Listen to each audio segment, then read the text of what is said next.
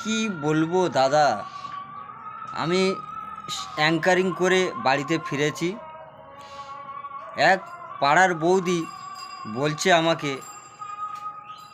দেখো তোমার দাদা তো ঘরে থাকে না, কাজে বাইরে আছে, তো অনেক দিন ধরে আমার একটা আশা জুতো আর শাড়ি কিনবো, তো লোক পাচ্ছি না, তুমি একটু যাবে? আমি বললাম হ্যাঁ যাব, চলো। তো দাদা কি বলবো, গেলাম। তো প্রথমে জুতো দোকানে গেলাম। তো জুতো দোকানে উপরে বোর্ডে লেখা আছে জুতো খোলে প্রবেশ করুন।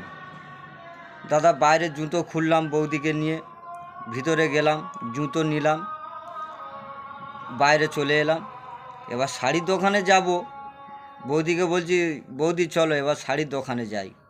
বৌদি বলছে আমি আর শাড়ি কিনবো না। আমি বলি কেন? না, জুতো দোকানে গিয়ে যদি জুতো খুলে ঢুকতে হয়, শাড়ি দোকানে তাহলে কি খুলে ঢুকতে হবে? আমি শাড়ি নেব না, ঘরে যাব, চলো আমি আর শাড়ি কিনবো না।